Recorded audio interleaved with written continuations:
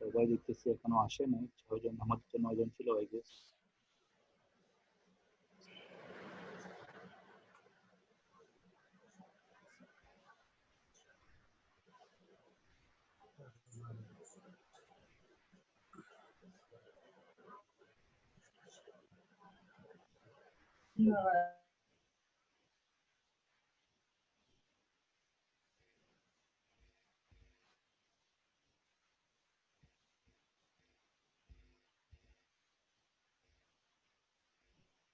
তো আমি চাইলে এই শিটগুলোকে চাইলে আমি ডিলিটও করতে পারবো, রাইট ক্লিক করব, ডিলিট করতে পারবো,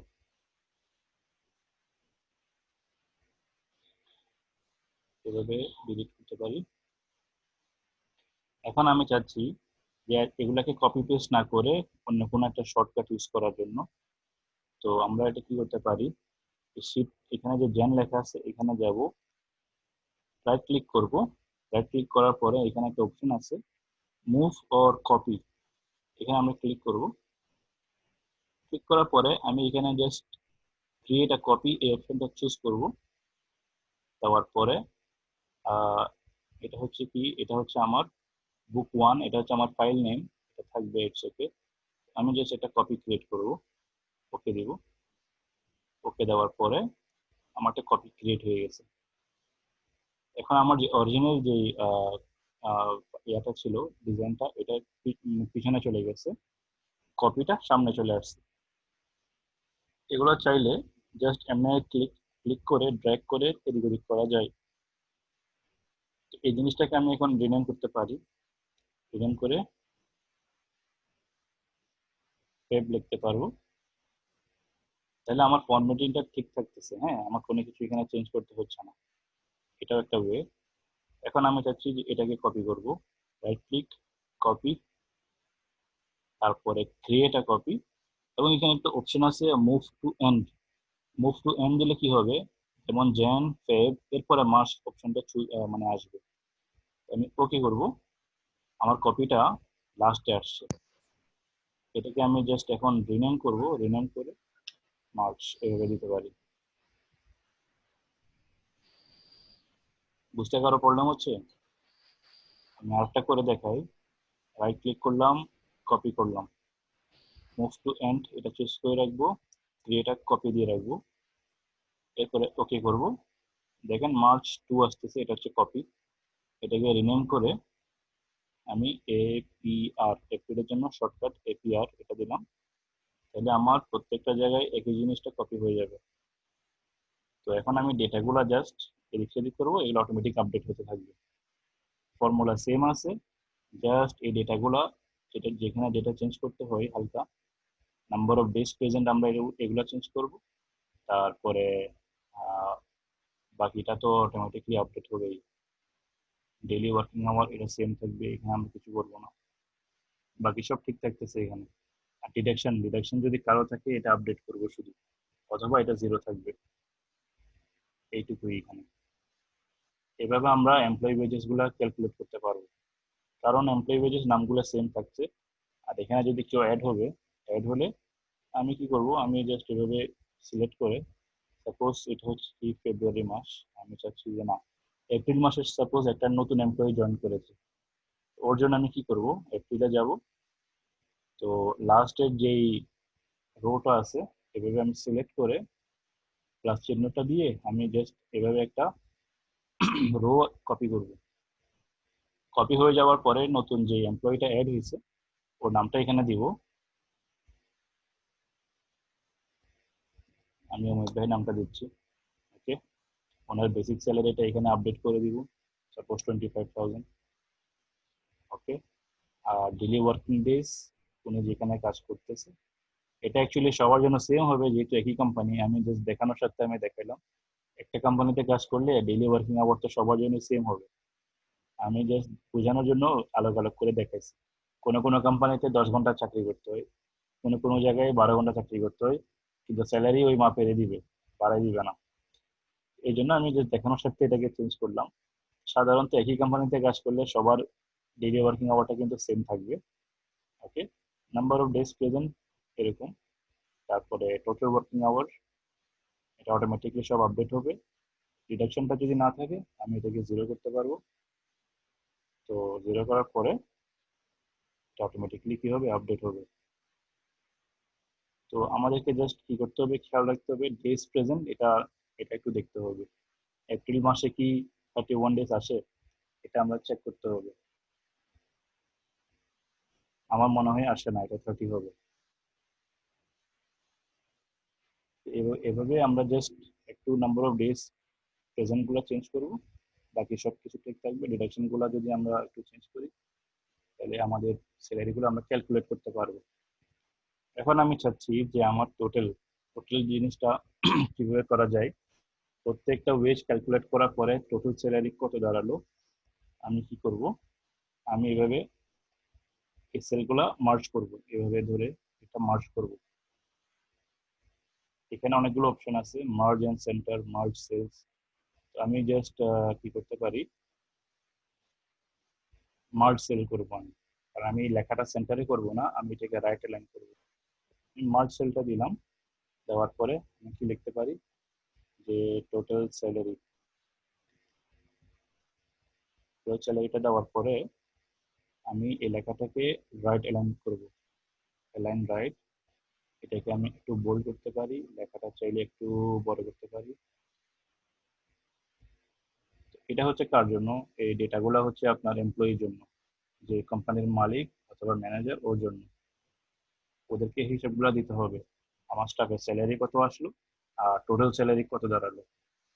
তো এটা কি করতে পারেন, এটা আমরা অটোসাম দিতে পারি, কারণ এটা বিল্ট ইন ফিচারটা আছে, কষ্ট করে ফর্মুলা লেখার দরকার নেই।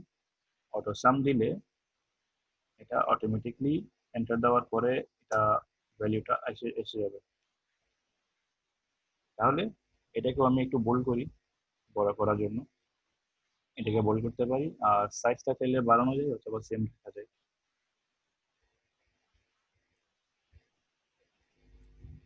সবাই বুঝতে পারছেন এই জিনিসটা?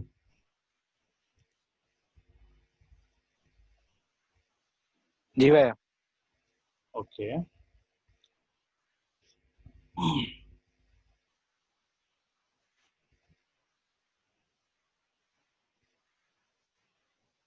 এরপর এখানে কিছু ফরম্যাটিং এর আরো ব্যবস্থা আবার আছে, চাইলে করা যায়।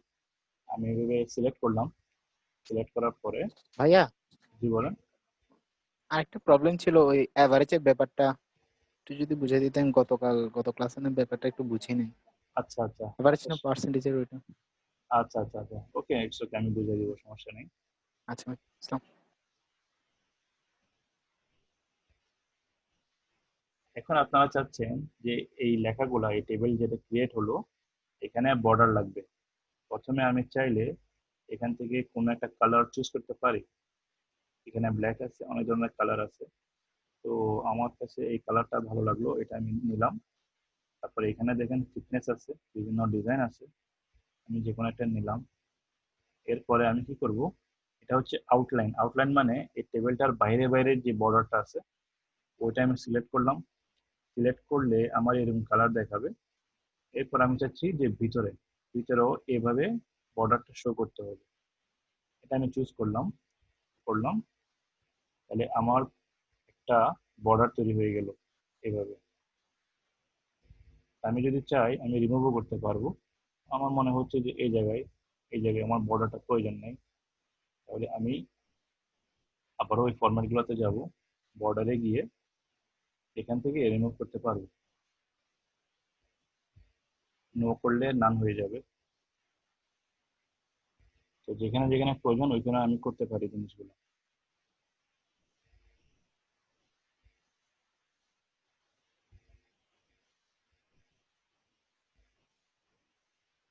তো আমার মনে হচ্ছে যে আমি শুধু এই জায়গাটাতে একটু বর্ডার দিব। এভাবে সিলেক্ট করে ফরম্যাটিং অপশনগুলোতে যাব, বর্ডারে যাব, বর্ডারে গিয়ে এখানে কালার আছে, কালার চুজ করব, অনেকগুলো কালার আছে এখানে।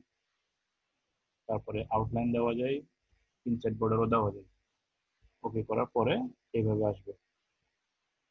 এখন যদি চান যে লাস্টের যেই রোটা আছে আমি এটা থিকনেসটা একটু বাড়াবো, আবারও আমি ফরম্যাট অপশনে গিয়ে বর্ডারে যাব, এটা থিকনেসটা চাইলে একটু বাড়াই দিতে পারি।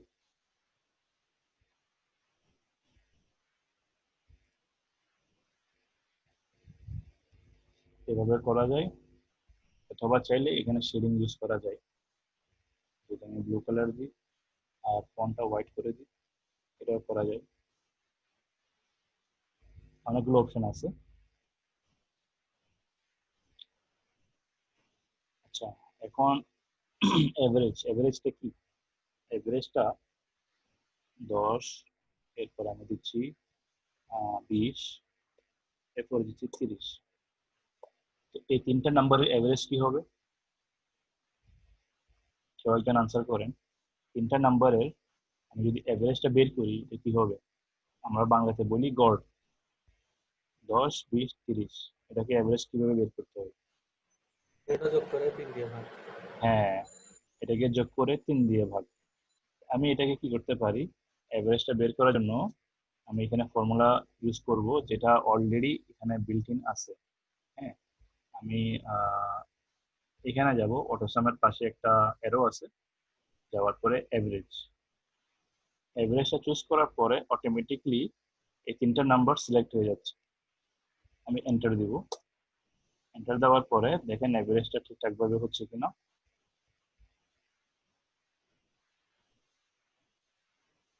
অমিত ভাই বুঝতে পেরেছেন এখন?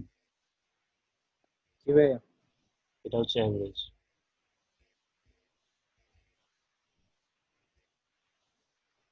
আর কালার কম্বিনেশনটা সবাই একটু খেয়াল রাখবেন, যাতে দেখলে কালার কম্বিনেশন গুলো দেখলে যাতে চোখে সমস্যা না হয়। তো ব্লুর মধ্যে ব্ল্যাক কালারটা খুব একটা ভালো দেখাচ্ছে না, আমি ওই জন্য হোয়াইট করে দিচ্ছি। তো অটোসাম অপশনটাতে কি কি আছে আমরা আর একটু দেখবো। কাউন্ট নাম্বার আছে, ম্যাক্স মিন আছে, অনেকগুলো ফাংশন আছে। তো আমরা একটু দেখি। আমি এখানে 10 দিলাম, 20 দিলাম। এই দুটোটাকে আমি এভাবে সিলেক্ট করে এটার নাম্বারগুলোকে একটু বাড়াই। এটা হবে সিরিজ। এখন প্রথমটা 10, তারপরটা 20, বাকিগুলা 10 10 অ্যাড হবে, 30 40 50 এভাবে অ্যাড হবে। দেখেন কি হয়। আমি 100 পর্যন্ত দিব, দেখছেন অটোমেটিকলি এগুলো অ্যাড হয়ে গেছে। এভারেজটা আরেকবার। আচ্ছা, এভারেজটা আমি আবার দেখাচ্ছি। আমার কাছে তিনটা নাম্বার আছে। আমি এগুলোকে একটু সরাই।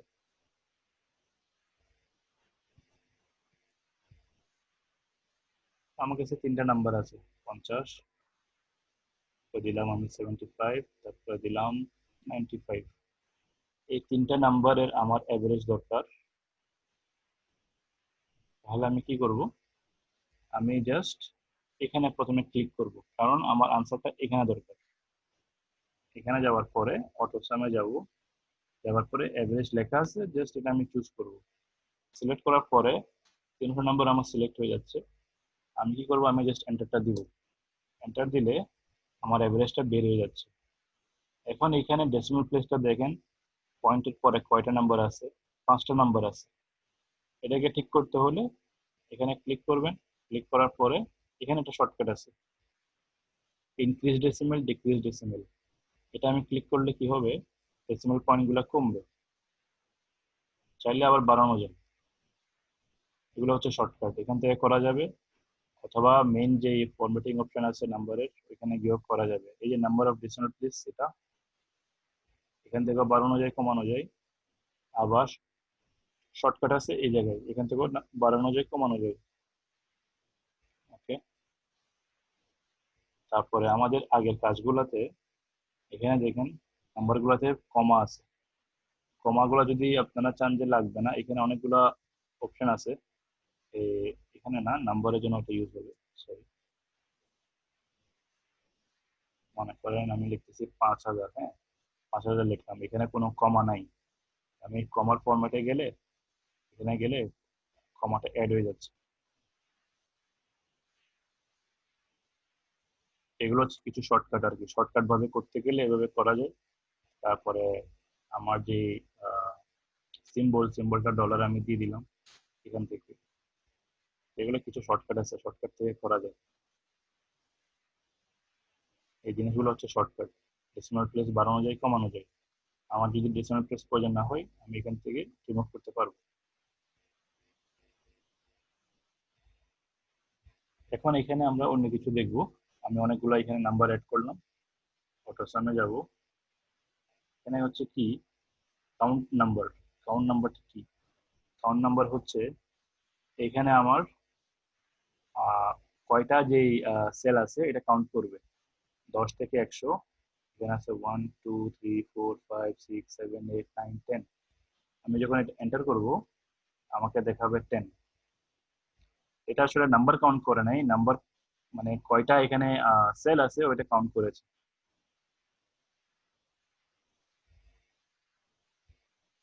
বুঝা গেছে?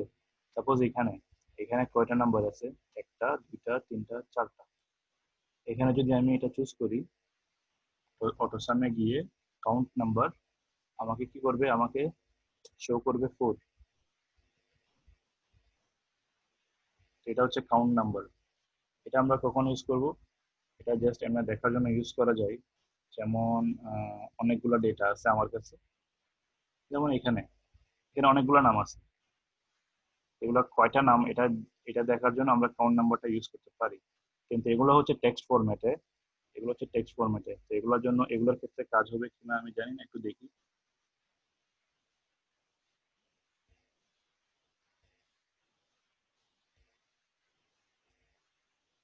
এগুলোর নাম্বারের জন্যই কাজ হবে, শুধু টেক্সটের ক্ষেত্রে হবে না, যে কোনো নাম্বারের জন্য এগুলো কার্যকর হবে। যেমন এখানে কাউন্ট নাম্বার যদি আমি দিই অটোমেটিকলি আমার নাম্বারগুলো সিলেক্ট হয়ে গেছে। এখন যদি আমি এন্টার দিই তাহলে আমার এখানে ফরম্যাটের কারণে এটা বিডিটি আসতেছে, ফরম্যাটিং করা ছিল যে বিডিটিতে।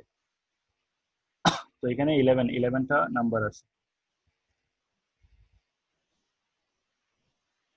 এগুলো সাধারণত তেমন একটা কাজ আসে না, এখানে আসে যেহেতু এই জন্য আমি দেখাচ্ছি। তারপর হচ্ছে ম্যাক্স, এখানে আছে ম্যাক্স, তারপর আছে মিন। ম্যাক্সটাতে যদি আমি যাই অটোমেটিকলি আমার নাম্বারগুলো সিলেক্ট হচ্ছে। আমি যখন এন্টার করব, এন্টার করার পরে ম্যাক্সিমাম যে নাম্বারটা ওটা এখানে চলে আসবে।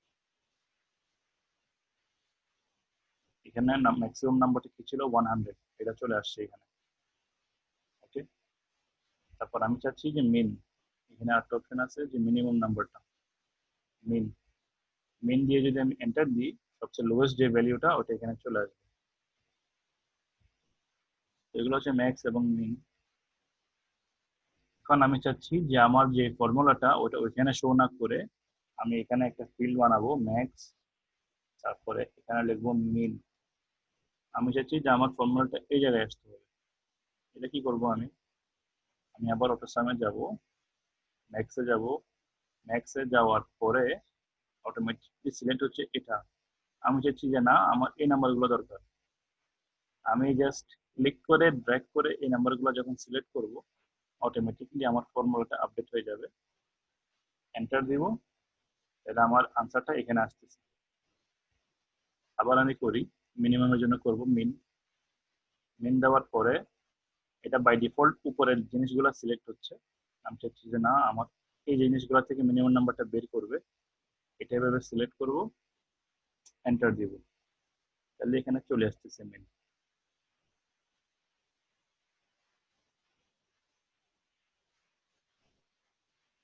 অটোসাম, অটোসাম অ্যাকচুয়ালি এখনো অনেকের প্রবলেম হচ্ছে, দেখছি আমাকে মেসেজ করেছে।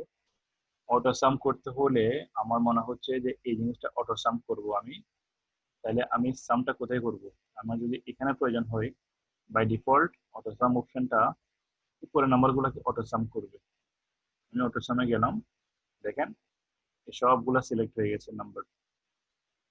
চাইলে আপনারা ভেরিফাই করতে পারবেন, এখানে লেখা আছে সেল নাম্বারগুলো H2, এরপর এখানে কোলন আছে, H11 আছে, H2 এটা হচ্ছে H2, H2 থেকে H11 পর্যন্ত সিলেক্টেড আছে।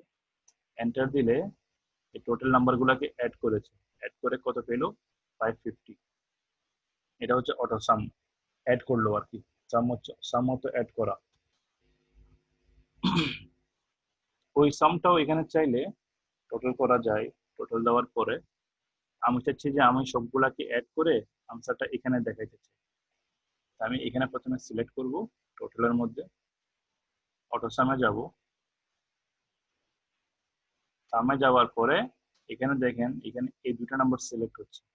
আমি চাচ্ছি যে না আমার এই নাম্বারগুলোকে অ্যাড করা প্রয়োজন, চুজ করার পরে এন্টার দিব, আমার আনসারটা এখানে শো করতেছে। তাহলে এগুলো করতে পারবেন।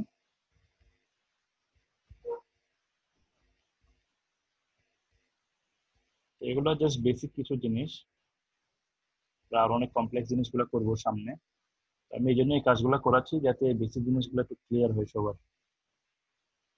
এখন আপনারা চাইলে এই জিনিসগুলো তৈরি করতে পারবেন, এমপ্লয়ি ওয়েজেস গুলো। এটা অনেক একটা কমন জিনিস, যে কোনো কোম্পানিতে গেলে এই জিনিসগুলো প্রয়োজন হয়। কিভাবে মানুষের স্যালারি ক্যালকুলেট করবেন, কিভাবে কি করবেন না করবেন, এটা আমার মতো করে ডিজাইন করেছি। আপনারা চাইলে আপনাদের মতো ডিজাইন করতে পারেন, এত কিছু না করে। অনেক অপশন আছে। সিম্পল ওয়েতে করতে গেলে ডেইলি ওয়ার্কিং আওয়ার প্রয়োজন নাই, বা number of total working hour প্রয়োজন নাই হয়তো। জাস্ট কয়দিন প্রেজেন্ট ছিল, কয়দিন অ্যাবসেন্ট ছিল, এটা দিয়ে ফর্মুলা বানানো যায়, করা যায় চাইলে অনেক ধরনের অপশন। ফর্মুলাটা আপনার উপরে, আপনি কিভাবে এটাকে ডিজাইন করবেন, কিভাবে ফর্মুলা দিবেন, এটা হচ্ছে কমপ্লিটলি আপনার উপরে। তারপরে আরো কিছু দেখাই, আমি নতুন একটা শীট ওপেন করি, পার্সেন্টেজ নিয়ে আর কিছু জিনিস দেখাই। এখন আমার এখানে অনেকগুলা ভ্যালিউ আছে, 0.5, তারপরে 0.8, 0.1, অনেকগুলা আমি ভ্যালিউ দিই, 0.6। তো এগুলাকে কি করা যাবে, এগুলাকে আমি যখন সিলেক্ট করব, সিলেক্ট করে এখানে পার্সেন্টেজ আছে, এটা দিলে এটা পার্সেন্টেজে কনভার্ট হয়ে যাবে। ডেসিমেল যে কোনো নাম্বার, ডেসিমেল কেসে যে কোনো নাম্বারকে যখন আমি ক্লিক করে পার্সেন্টেজ যে চিহ্নটা আছে এখানে ক্লিক করব, অটোমেটিকলি পার্সেন্টেজে কনভার্ট হয়ে যাবে। তারপরে লাস্ট ক্লাসে আমরা পার্সেন্টেজ নিয়ে কিছু কাজ করেছিলাম, তো ওই ফর্মুলাটা আমি যেটা দিছি ওটা আপনাদেরকে দেখাইছি। পার্সেন্টেজের অনেক ধরনের ফর্মুলা আছে, অনেকভাবে করা যায়। এগুলা স্কুলের মধ্যে হয়তো আপনারা দেখছেন, এক একটা টিচার এক একভাবে অঙ্কগুলা করায়, অনেকগুলো ওয়ে আছে, অনেকগুলো মেথড আছে। ওকে, তো এটার জন্য আমি জাস্ট হালকা একটু জিনিসটা দেখাই। সাপোজ আমি একটা প্রোডাক্ট নেম দিলাম, প্রোডাক্ট, তারপরে অরিজিনাল প্রাইস। এখন অরিজিনাল প্রাইসটা আমি লিখতে গেলে কি হচ্ছে, নেক্সট সেলে চলে যাচ্ছে। আমি চাচ্ছি যে এটাকে আমি এত বড় করব না, আমি এটা জাস্ট এখানে ক্লিক করে ট্যাব টেক্সট অপশনে দিলে এটা কি হবে, এটা ওই সেলটাতে ফিট হয়ে যাবে, অ্যাডজাস্ট হয়ে যাবে, জাস্ট উপরে নিচে লেখাটা আসবে। তো অরিজিনাল প্রাইসটা দিলাম, এরপরে আমি কি করতে পারি, ডিসকাউন্ট দিতে পারি, ডিসকাউন্ট।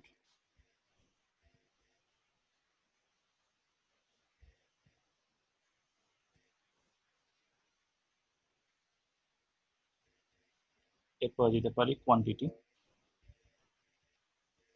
এরপর দিতে পারি টোটাল।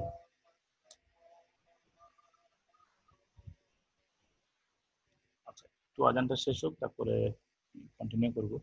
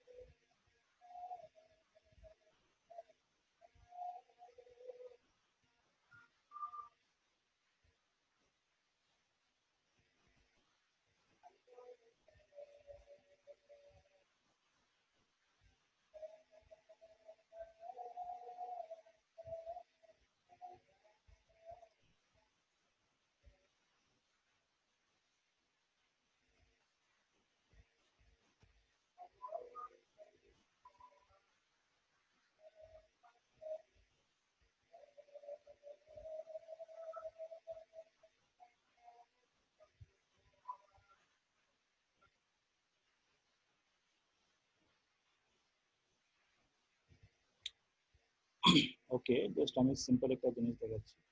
অনেকগুলো প্রোডাক্টের নাম, original price, discount percent, quantity এবং টোটাল।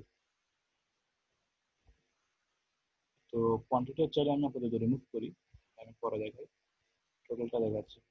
এখন এগুলোর আমি ডিসকাউন্ট দিচ্ছি 25% ডিসকাউন্ট, এটা দিলাম 15% ডিসকাউন্ট, এটাতে দিলাম 10% ডিসকাউন্ট, কোনো একটাতে 5% দিলাম, কোনো একটাতে 30% দিলাম। এভাবে বিভিন্নভাবে আমি চুজ করি। কোনোটাতে দিচ্ছি 20% ডিসকাউন্ট। তো লাস্ট ক্লাসে আমি এটার যে টোটালটা করলাম,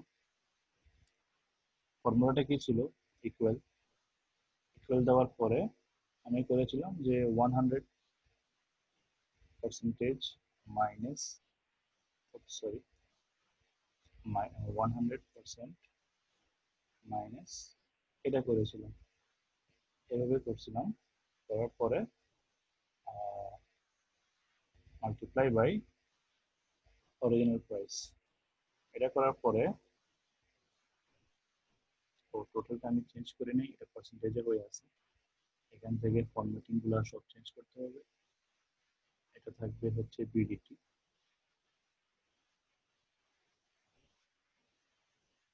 ডেসিমাল প্লেস আমি চাইলে না দিই। ওকে, এটা একটা ওয়ে। এটা হচ্ছে পার্সেন্টেজ গুলোকে কি করে 100 মাইনাস 25 এটা করার পরে মাল্টিপ্লাই বাই অরিজিনাল প্রাইস করা হয়। এটা হচ্ছে একটা ওয়ে। আরেকটা ওয়ে হচ্ছে ইকুয়াল। ইকুয়াল দেওয়ার পরে এখানে আমি কি করব, এটা চুজ করব, অরিজিনাল প্রাইসটা চুজ করব। চুজ করার পরে মাইনাস, মাইনাস দেওয়ার পরে ব্র্যাকেট ওপেন করব। ব্র্যাকেট ওপেন করার পরে আমি কি করতে পারি, আবারও এটা চুজ করব, অরিজিনাল প্রাইস, এরপরে মাল্টিপ্লাই, তারপরে এটা কি হবে 51,000 হচ্ছে। তো পার্সেন্টেজ ক্যালকুলেশনের জন্য অনেকগুলো ফর্মুলা আছে, তো আপনারা চাইলে দেখতে পারেন ক্যালকুলেশন করে ঠিক হচ্ছে কিনা এগুলো।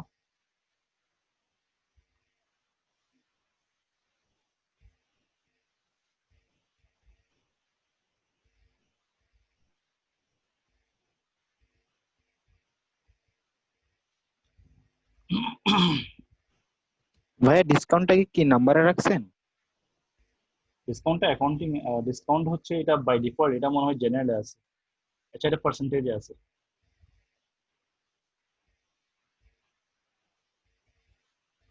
এটা পার্সেন্টেজে আছে, এটা বাই ডিফল্ট হয়ে গেছে, আমি কিছু করিনি, এটা অটোমেটিকলি হয়ে গেছে।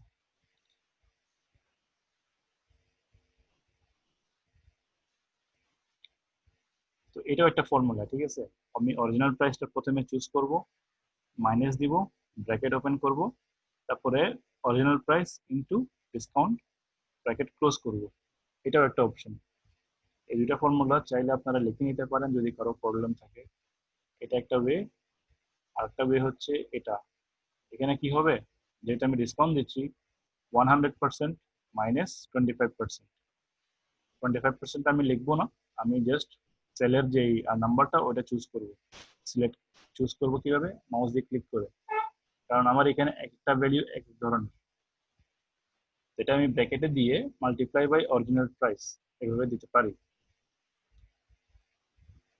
আর একবার ফর্মুলাটা লিখে দিলে এভাবে সিলেক্ট করার পরে ছোট্ট একটা প্লাস চিহ্ন আসবে, এটাকে নিচের দিকে ড্র্যাগ করলে বাকি ফর্মুলাগুলো অটোমেটিকলি আপডেট হবে। তো এটা আমার কাজটা অনেক ইজি করে দেয়,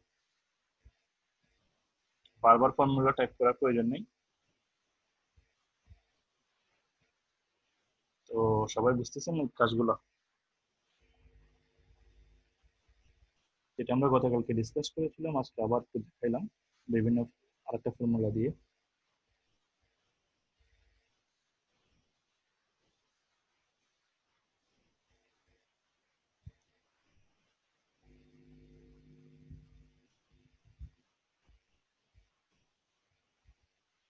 এখন আমি এটাকে ডিলিট করি, এটাকে আমি ডিলিট করি।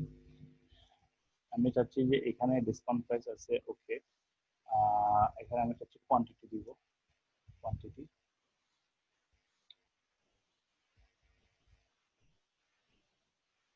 এখানে হলো 3টা, এখানে হলো 2টা, এখানে হচ্ছে সাপোজ 5, এখানে হচ্ছে 5টা, এখানে দিলাম 6টা, এখানে দিলাম একটাই।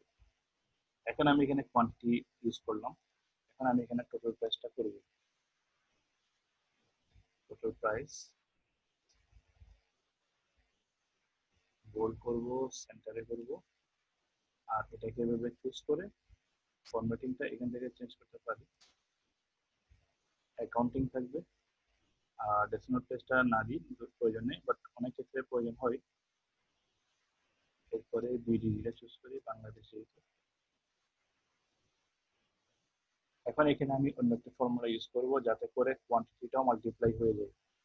সবকিছু সেম থাকবে আগের মতো, লাস্টে গিয়ে কোয়ান্টিটিটা মাল্টিপ্লাই করতে হবে। তাহলে আমি কি করব, ইকুয়াল ইকুয়াল দেওয়ার পরে আমি ব্র্যাকেট ইউজ করব। ব্র্যাকেট ইউজ করে এটা চুজ করলাম। এটা চুজ করার পরে মাইনাস, এরপরে আরেকটা ব্র্যাকেট দিব, দেওয়ার পরে এটা দিলাম মাল্টিপ্লাই বাই, আবার আমার অরিজিনাল প্রাইসটা দিলাম, ব্র্যাকেট ক্লোজ করব। ক্লোজ করার পরে এরপরে কি হবে, এরপর আমি আরেকটা ব্র্যাকেট আছে, এটা আমি ক্লোজ করবো এভাবে। এখন মাল্টিপ্লাই দিব, আবার মাল্টিপ্লাই দেওয়ার পরে আমার কোয়ান্টিটিটা চুজ করব। তো যারা বুঝতেছেন না একটু ভালো করে দেখেন, ব্র্যাকেটের কাজগুলো আমরা কিন্তু ছোটবেলায় করেছিলাম। হ্যাঁ, প্রথমে কি হবে, প্রথমে একদম ভিতরে যে ব্র্যাকেটটা এটা হবে C2 টাইমস B2। তো C2 টাইমস B2 মানে কি, এইটা হচ্ছে C2, এটা হচ্ছে B2, এই জন্য এটা মাল্টিপ্লাই হবে। এই ব্র্যাকেটটা গেল, এরপর আরেকটা ব্র্যাকেট আছে, ওইটা হচ্ছে B2। B2 হচ্ছে আমার অরিজিনাল প্রাইস। অরিজিনাল প্রাইস কি করবে, এটাকে মাল্টিপ্লাই করে পরে মাইনাস করবে। মাইনাস করে এরপরে কি হচ্ছে মাল্টিপ্লাই বাই D2, কোয়ান্টিটিটা মাল্টিপ্লাই হবে।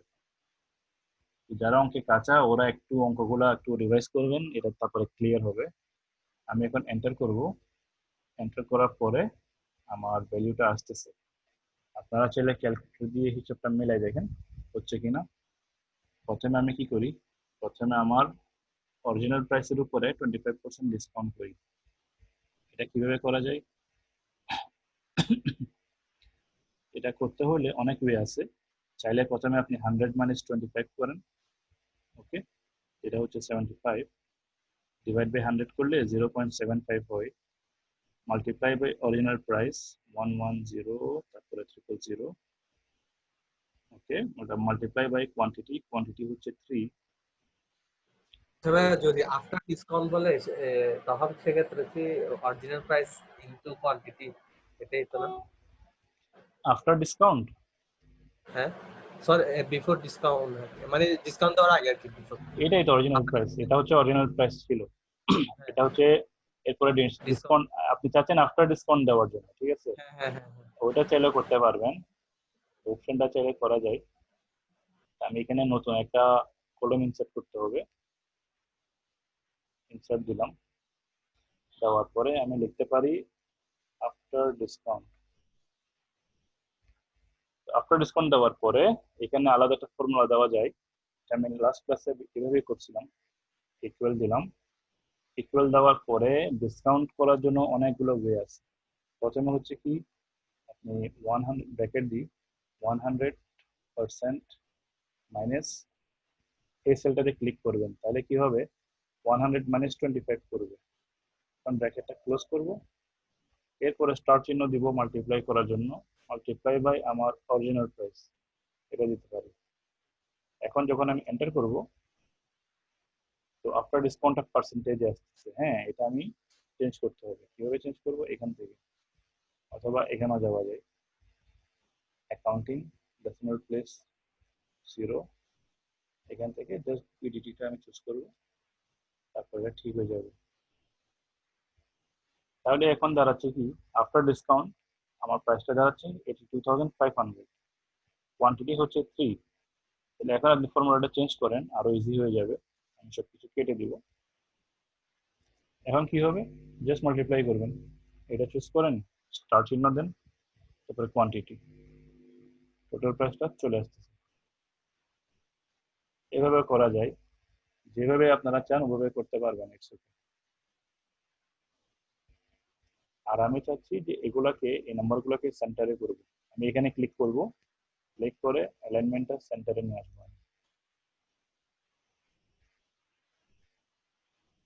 তো এটাও করা যায়। এটা করার পরে এখানে যদি আমি ড্র্যাগ করি মাউসটা দিয়ে, প্রত্যেকটা ডিসকাউন্টের price after discount automatically update হবে।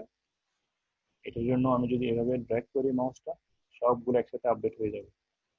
খুবই সিম্পল একটা জিনিস। আমার প্রত্যেকটা প্রোডাক্টের ডিসকাউন্ট প্রাইস চলে আসছে, আফটার ডিসকাউন্ট যেটা টোটাল প্রাইসটাও চলে আসছে। আর ফর্মুলাগুলো চেক করার জন্য কি করবেন, ডাবল ক্লিক করবেন। ডাবল ক্লিক করলে দেখতে পারবেন ভ্যালুগুলো মাল্টিপ্লাই ঠিকভাবে সিলেক্ট করা আছে কিনা। এই দুটাই মাল্টিপ্লাই হবে এখানে। ওকে। আর প্রত্যেকটা সেলে ক্লিক করার পরে ফর্মুলাটা এখানেও দেখা যায়, ফর্মুলা বারে এখানে সেল নাম্বার দেওয়া আছে। ওকে, ফর্মুলাটা দেওয়া আছে। তো এটা হচ্ছে কি D6, স্টার হচ্ছে মাল্টিপ্লাই D6। D6 কোথায়, এখানে হচ্ছে D, তারপরে 6 কোথায়, 6 হচ্ছে এখানে। ওকে, মাল্টিপ্লাই বাই কি, মাল্টিপ্লাই বাই E6, এটা হচ্ছে E, আর নাম্বার 6 কোথায়, এখানে। এভাবে রো আর কলামটা ম্যাচিং করলে দেখতে পারবেন। এইভাবে ফর্মুলা ইউজ করা যায়, ইউজ করে আপনারা ডিজাইনগুলো করতে পারবেন। আর চাইলে এখানে শেডিং ইউজ করতে পারেন, অথবা এখানে অনেকগুলা অপশন আছে, ফরম্যাটে গিয়েও করা যায়, এখান থেকেও করা যায়। চাইলে যে কোনো একটা কালার দেন, কালার দিয়ে এই জিনিসগুলোকেও চাইলে কালার দিতে পারেন।